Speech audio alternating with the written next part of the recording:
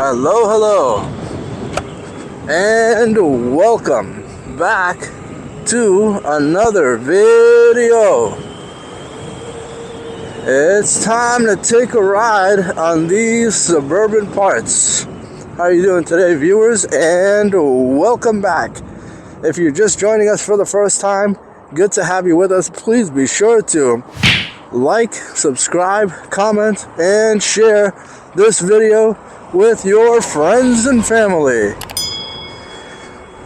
And if you're a regular and you're joining us back for another video, how do you do, fellas? Good to see you again.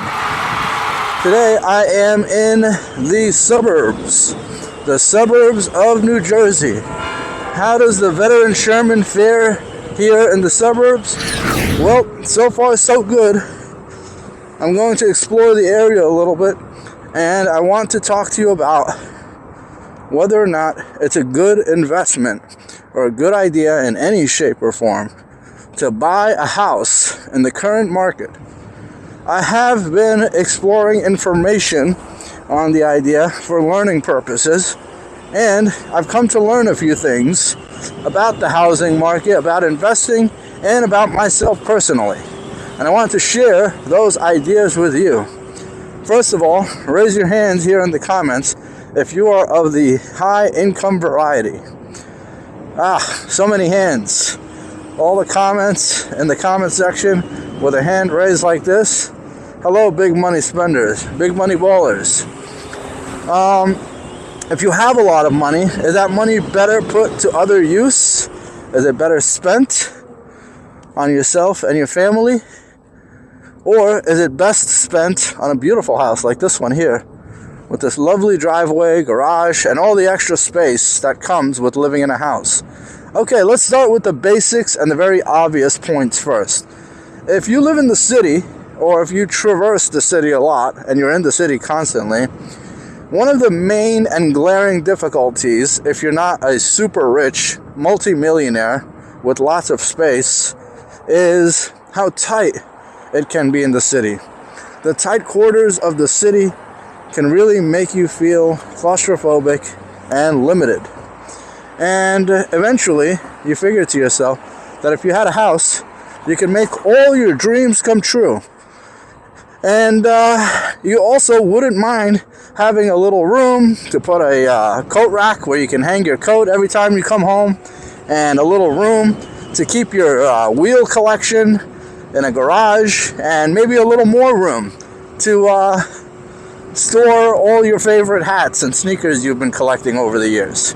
The point is, you want space, and that is not a cheap or easy commodity to come upon if you're living in the city, especially New York City. And any one of you guys out there who live in the city know exactly what I'm talking about.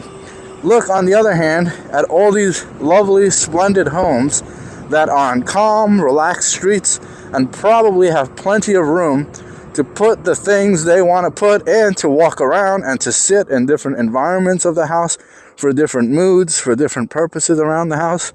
Just take a look. I mean, nothing beats looking outside, seeing grass, trees, hearing birds sing, and having calm, serene sit-downs, maybe to read or just reflect and not have to be worrying about the hustle and bustle of being in the city all the time. So that said, is it worth all the extra cha-ching and the extra commuting time to be in the city if that's the case? Well, I'll tell you this, it may very well be worth it depending on the house that you're able to afford and in the location you're able to buy a house at. If you live in a great area and you have a nice enough house, it doesn't have to be a huge, sprawling, multi-million-dollar mini mansion, but if it's just big enough where you really can enjoy the house life without having to worry about a lot of the daunting and negative parts of a house, such as a house being run down, requiring a lot of maintenance, wanting repairs, and maybe even not being that spacious. Some houses are indeed a little tight and cramped, which defeats the purpose of leaving the comfortable, cozy, well-placed city where you're close to all your friends, jobs, shopping needs, and everything else, so that you can be in a place where it's not much bigger. Makes no sense. But like I said, if you can tick all the boxes and live in a pretty nice house that's pretty recently made, has a good amount of new technology integrated into it, and is in a wonderful, splendid neighborhood where people are delightful and things are looking good, then I would say you've got a pretty strong case on your hands for spending the extra dough and taking on the extra special and taking on the extra travel time required to get to and from your jobs and to the common places you need to visit. Maybe you're visiting friends, maybe you're getting to the city because you have commercial needs, shopping needs, etc. So the balance really becomes, do I have the money to make up for the deficit and for the gap that having a house requires? Can I afford all the taxes, insurance, maintenance costs, and if I'm borrowing money to get a house, can I afford the overhead related to that, such as interest rate charges, high mortgage prices, and so on and so forth? Yes, usually if you buy a house and there's a lot of mortgages being given out in the area, then prices of houses tend to get a little bit inflated because so many people have money available to them that isn't even theirs, and so you find these prices artificially skyrocketing. So that just adds to your cost. I mean, remember, you still have to cover that cost at some point. So look at these giant fields. You just don't see this in New York City and Manhattan. And as a city dweller myself, I have to tell you, when you see something that looks like it's out of a TV show or a movie, like a giant soccer or baseball field sitting right behind a house or backyard, or that belongs to a school, you think to yourself, wouldn't this be nice? Wouldn't it be lovely to have bleachers and a large park that's designated just for my establishment, just for the institution that I attend? And I want to tell you this. The answer is absolutely yes. There's a certain family value intrinsic in being in an area where everything is so scenic and peaceful and nice. And the hustle and bustle of the city, while it brings a lot of value to the table, it also can take away a little bit of the humanity and the peace and love of what a family could experience when it's in a suburban area like this. When you have truly purified recreational quality time for bonding and spending with your family, is a little bit of something that you don't get from being in the city, that you get from being in these houses. The other thing I love is these driveways and these little sheds and garages where if you like to build and repair and take things apart like I do, especially regarding these wheels, then being in a house will definitely give you that space and flexibility and freedom to do so. If you have a garage where you can keep all your parts and wheels lined up, kind of like Marty Back and other wheel owners who I've seen in other videos, you have all that room, it gives you a lot more of an ability to explore and get busy with your hands and use tools and do things where in the city, if you tried that, and believe me, I've tried it, if you take a wheel apart, it's taking up half your living room. Your house is out of commission. Your apartment, your tiny apartment is out of commission. Nobody can move. Nobody can sit. Nobody can do anything anywhere until you're done and have cleaned up everything from everywhere. So I'll tell you this. If you have the ability to make a decent enough income to either rent a nice enough house, go for it, and you're organized and your time management is good enough where you can actually sleep early and make up for the extra time that's going to be needed to travel around from the suburbs to the city, or if you find a good job in the suburbs, well, then that's solved. If you can do that, then I would say everyone really should probably find a time in their life to spend at least a few years outside of the city and living in a house or in a suburb somewhere. And even if you're from New York, there are suburbs close enough to New York where you could potentially pull that off. You can go to New Jersey, Connecticut, upstate New York, different areas around the city that are probably only 30 minutes out. And like I said, if you can afford to either buy and sell as needed and take out a chunk of your life, 5 years maybe, to switch gears a little bit, I'd say do it. But if, on the other hand, you'd be stretching yourself way too thin and be spending way too much overhead costs trying to cover all of the bank fees and contract fees and lawyer fees and interest fees and taxes, and you're going to end up putting yourself in a position where you're in debt and you really don't have the deep enough pockets or earning power to do so, I'm going to have to say you've got to sit this one out. You've got to rent an apartment somewhere where it's affordable, and you have to figure out a way to up your stock value.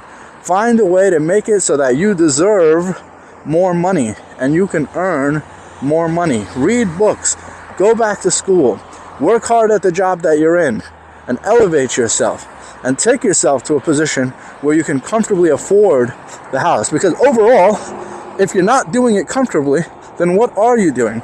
You're adding stress and potential misery and strain on your relationships potentially to get yourself to that house, which is ultimately going to defeat the purpose if you can't find yourself living comfortably and well in the new situation that you've placed yourself in.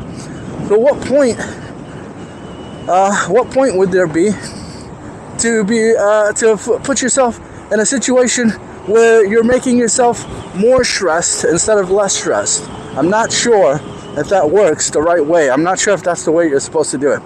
Now, I look at someone like Chooch, who lives in an environment, I think it's Colorado, where it seems like a lot of people are living in houses where that's the standard norm.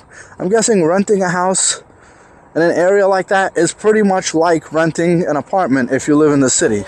And if that's the case, you're probably on the other side of the coin and wondering, well, what's it like to rent an apartment in a busy city where I can be real close to everything? And it's like one of those situations where the grass is greener on the other side, you know? So in that case, you're probably thinking, wouldn't it be nice to live in the city where I can ride my wheel in crowded city streets where I really maximize the benefit and the return of investment time, where I get to move around while cars are stuck in traffic, and I actually get to feel the contrasting difference between riding a wheel and riding a car. And most of all, I get to enjoy the clean and fun and inexpensive living of being in an apartment where I don't have to be worried about leaks and soggy wood and all the issues associated with warming a big, expensive house, a house that requires so much gas and electricity to keep it warm in the winter and cold in the summer. If I have an AC that needs to be on day and night, it needs to be really large, it needs to be I don't know, I'm thinking there's definitely pros and cons to both living styles, whether you're in a house or in an apartment. So that said, let's say I do live in the city and I do have $500,000-$600,000 in the bank, and I do want to consider buying a house either to live in or to use as an investment, where I can solidify my money into a house that can gain value and earn me money in growing value. So if I sell it later, I can sell it for a larger price than what I bought it for, and at the same time I can rent it out and make lots of money throughout the process of waiting for it to go up in value. Is this a worthwhile and smart investment?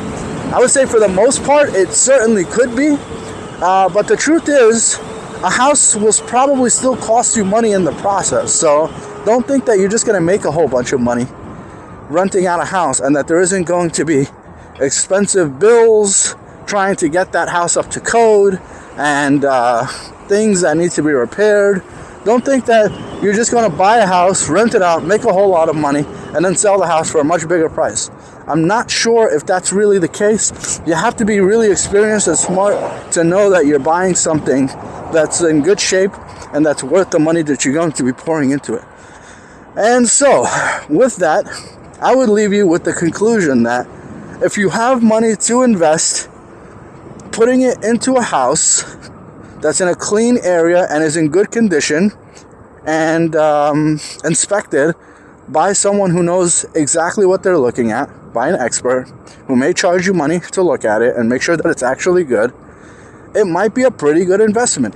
To live in it, just consider that a large portion of that investment is basically being burned away on convenience, much like going out to dinner or spending money on your favorite toys. If you live in the house, don't consider it to be entirely an investment. Consider that a large portion of that money is actually going as an overhead expense for your living costs, so that you remember that as you're living in it, you're sacrificing and foregoing a lot of opportunity costs that you could be making by having that piece of property make money for no motorized vehicles, that you could be earning a portion of the money on. So think about it like that. But still, overall, with inflation and money losing its value so rapidly, realize that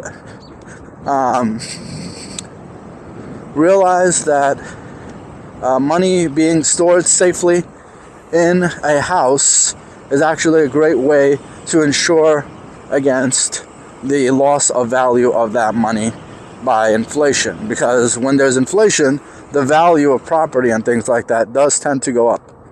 So if that's the case, hi geese. Awesome. I just love being in the suburbs. I mean, it's not really lush and green right now, so I can't say, oh yes, the fresh green oxygen. But out here is a little different from being around the cars. In my usual videos, I'm out in the city, and this time I just pulled my car up and pulled the wheel out of the trunk, and I'm out here exploring and trying to figure out what's what around here. But I gotta say, it's a different vibe, it's a different experience, and it doesn't feel quite as efficient as a wheel feels like it is in the city. I feel like in the city, I'm really more efficient than cars, but here I feel like I'm a little bit vulnerable to cars because there's more room for them to move around and I'm holding them up. I feel like I'm actually the one that's kind of in danger. I feel like I need to watch where I'm going a little bit more when I'm here. So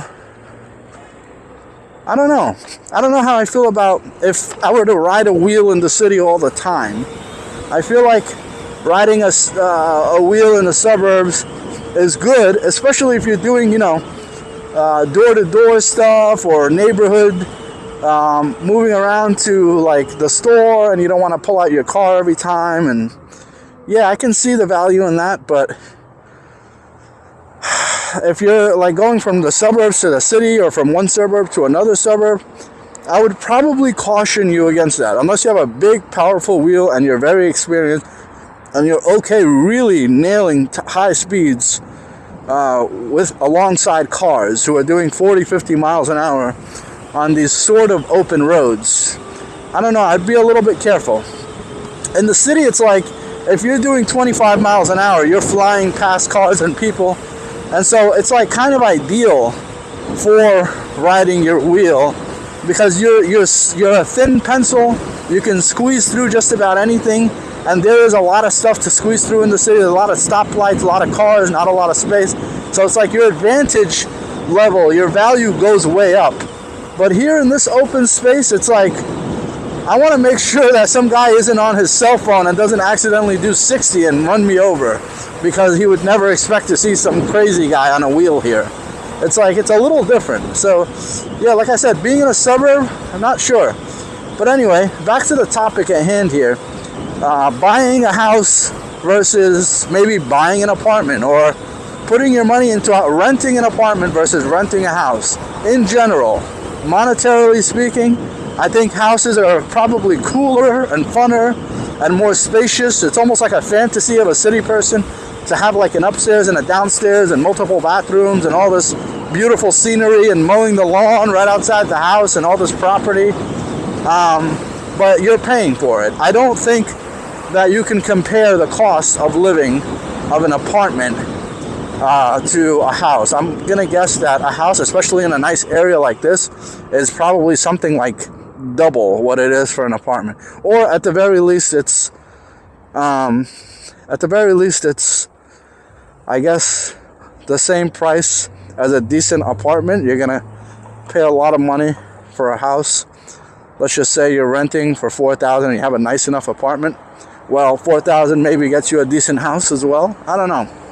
Hard to say. But if you're living in a $2,000 apartment. I don't think you just bring that $2,000 a month here and then live in a nice house like one of these. I think expect to pay $4,000 or $5,000 based on what I've seen and what I've looked up. Anyway, if you're not spending $500,000 to $800,000 on a house, I say skip it for now and figure out how to get your money up, because you don't want to buy a soggy old house for $400,000 in some neighborhood where somebody's going to break into your car. Just don't do that. Just stick to what you know. Stick to everything being, cool from where you're at. And hopefully things work out for you. And be creative. Figure out ways to make money and figure out ways to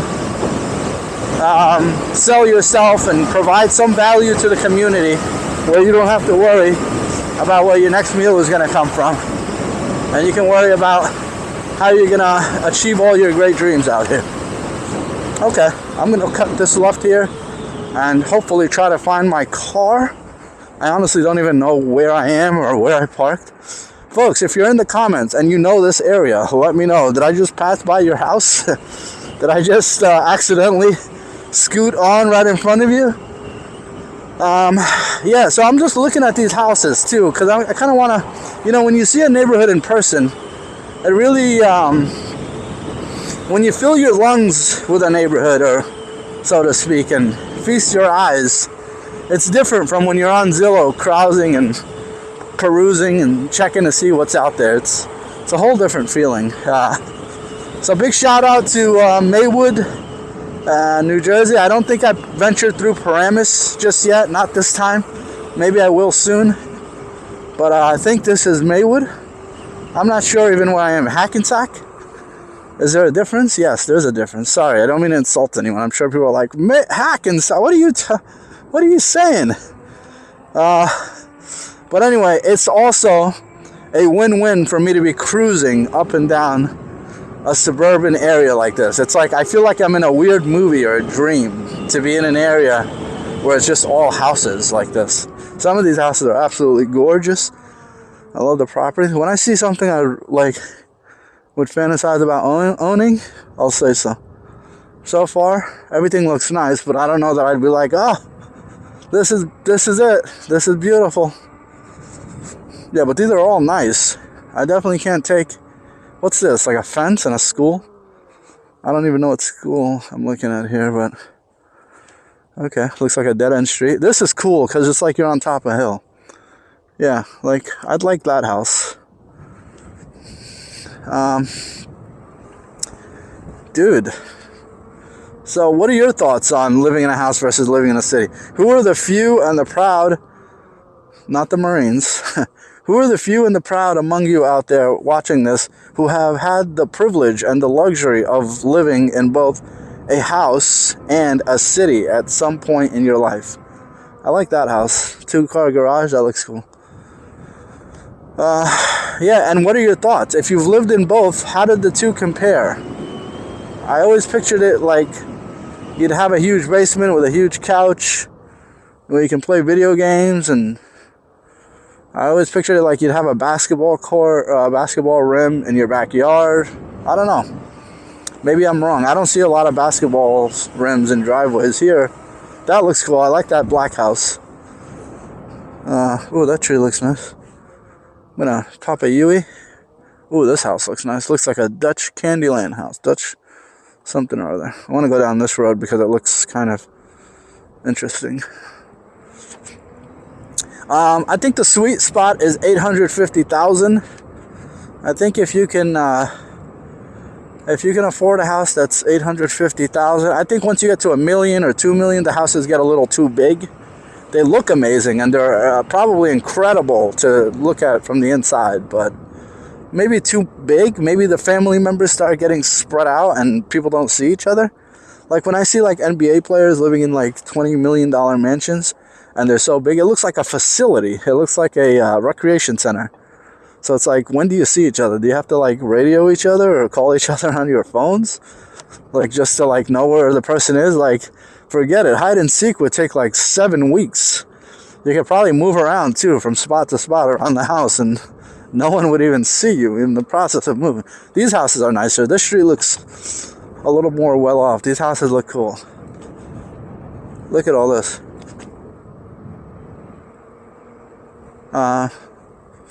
This street looks cool.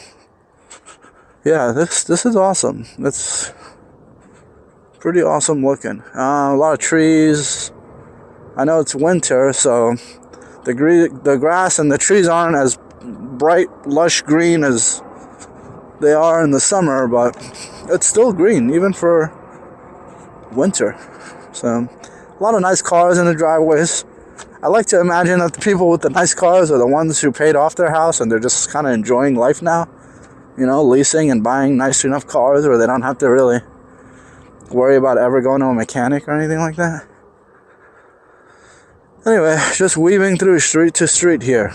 Let me know in the comments, how are you doing? How do you like this? Do you want me to go back to the city? Enough of this house nonsense? Or should I come out to different suburb areas from time to time and see what it looks like out here? Maybe do some ride-alongs. Anyone out here? Anyone here ride? Anyone want to join along for a ride-in chat? Maybe a little double mic situation. I give you a mic and we can talk and ride. I would be more comfortable doing a ride-in chat in these beautiful suburban areas because I feel like I'd be less worried about getting hit by a car and more worried about like asking good questions and hearing my fellow rider and not having to worry too much. But at the same time, you know what? If I was on foot or in my car, I wouldn't be able to cruise through these areas like this and really explore these nooks and crannies the same way. So another place where the wheel wins, where it's just awesome to have a wheel.